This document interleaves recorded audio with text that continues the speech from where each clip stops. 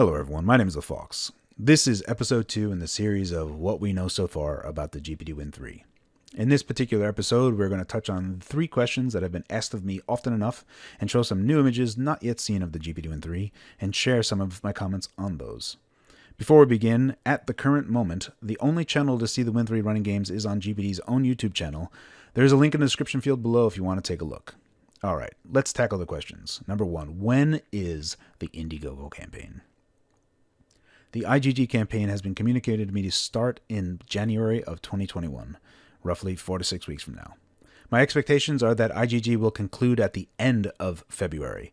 The only thing to be mindful of here is to know that Chinese New Year starts February 11th through the 17th. The IGG campaign will be happening during this time. You should expect there to be no communication from GPD while this is happening.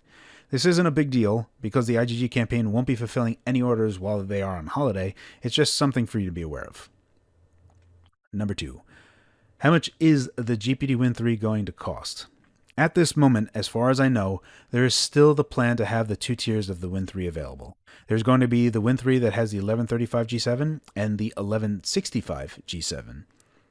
There might be a difference in size of SSDs between these models. It's not yet clear. But I've seen reports from some people regarding the price of the Win 3 and they are either crazy low or crazy high. Now, GPD hasn't finalized on any price at the current moment. However, there are ways that we can determine an approximate price that will launch with IGG. First, let's take the GPD Win Max as an example. The price on the Win Max was $779, and that included the 1035 G7, 16GB of LPDDR4 RAM, and 512GB NVMe storage. For the base model of the GPD Win 3, we can clearly see that the price listed from Intel on the 1135 G7 is actually a little bit cheaper than the 1035 G7, so already there is a savings. Now, the Win 3 uses LPDDR4X RAM instead of a slightly slower LPDDR4 RAM.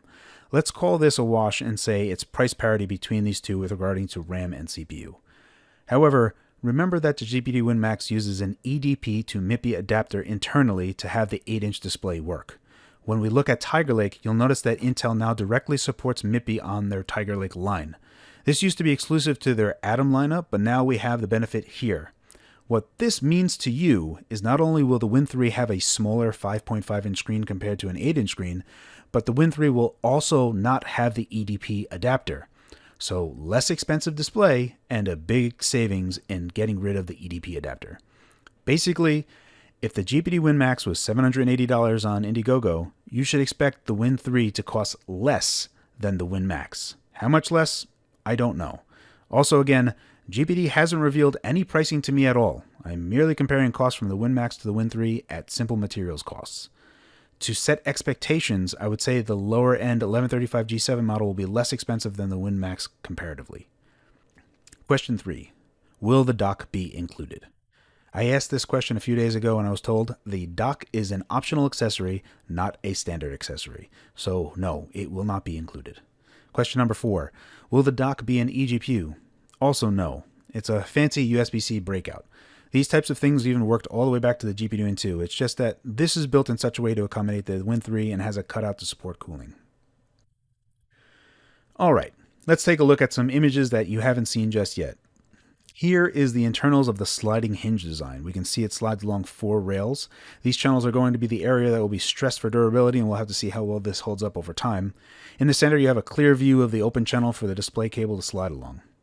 Next, we can see a nice reveal of the PCB itself. Before talking about the heatsink, let's take a moment to see the 2280 slot with, once again, the RAM chips underneath, much like how the GPD Win Max works. So whatever SSDs are compatible with the Win Max will translate over to the Win 3. Looking at the heatsink, we can see it's a nice copper plate mated to 2 copper heat pipes that roll into a barrage of metal fins. All this is cooled with a single fan.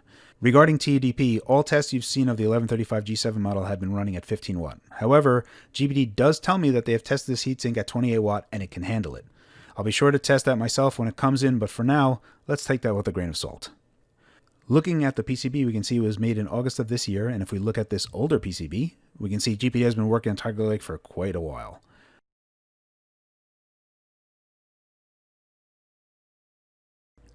This particular image isn't new, it's just that I haven't shown it before, and in the event that someone had missed it, I thought I would include it in this video as to be more robust and full.